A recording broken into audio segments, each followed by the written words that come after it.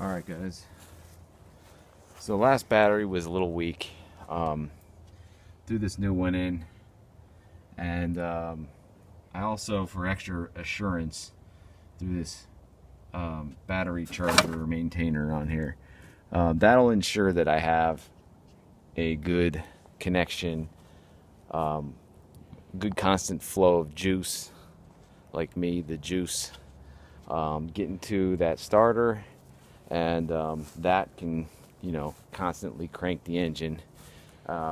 Get enough gas into that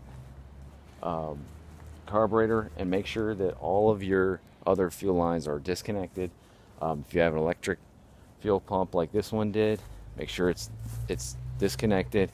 Mechanical ones, just make sure the hoses are off, because you don't want the bad gas from the old fuel tank, the rusty old fuel tank, getting into your nice clean carburetor. It's probably got some cobwebs in it, but whatever. So anyway, I'm gonna give this another run, because I was cranking it and it was cranking pretty good. So here we go. Got juice. All right. And it's turning pretty good. Give it some pumps.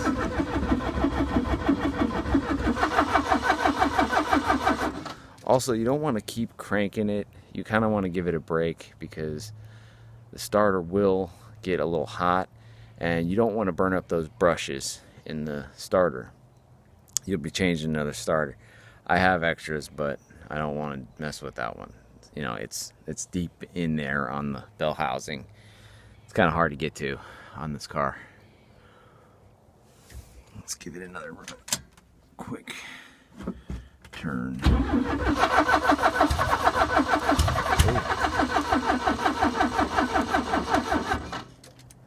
All right, well, that was successful, because you heard it trying to start.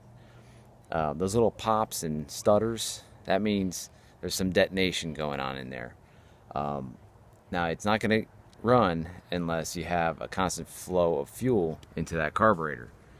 So maybe a friend with some long arms can squirt some gas in there while you're turning the car, or you can hook up like an IV, like just a clear plastic bottle with a little drip hose going down, and make sure you have some water or a fire extinguisher nearby, because sometimes these carburetors tend to pop, or you can easily cause a fire, especially if you're spilling gas everywhere like I am.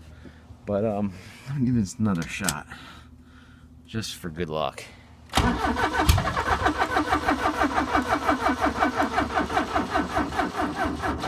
Alright, battery's getting weak. So, also, yeah, your battery will tend to get warm. Okay, this one's alright.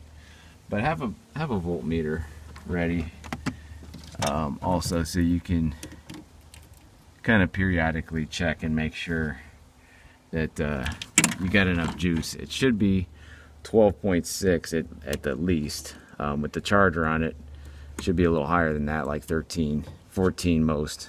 Shouldn't be more than that. Shouldn't be like 15. That'd be kind of crazy. Let's see what we got here. Yeah, that's a little low.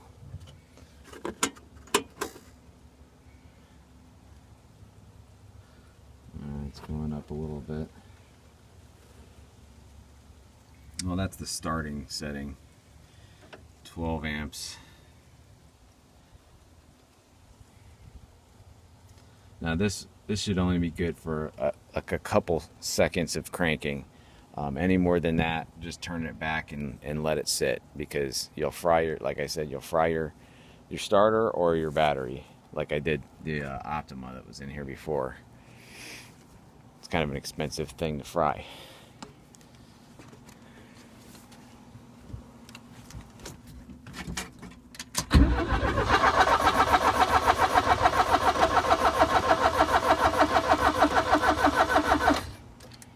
think it's out of gas again. So yeah, I'll go back, turn this back down to 6 volts, let that go up slowly past 12, and then you can try it again. 12.6 is ideal. That's what batteries are supposed to be at. A little bit lower is fine. 12.4 is fine.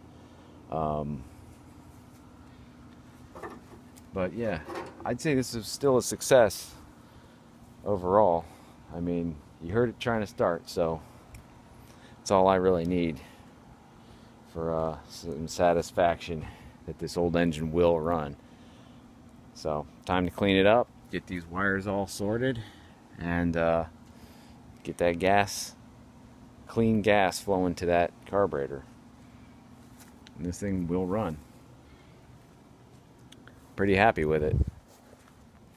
All right, good luck on your projects, and this is the juice again. Don't let old cars die, especially ones that are worth some money, and especially if they still have floors in them.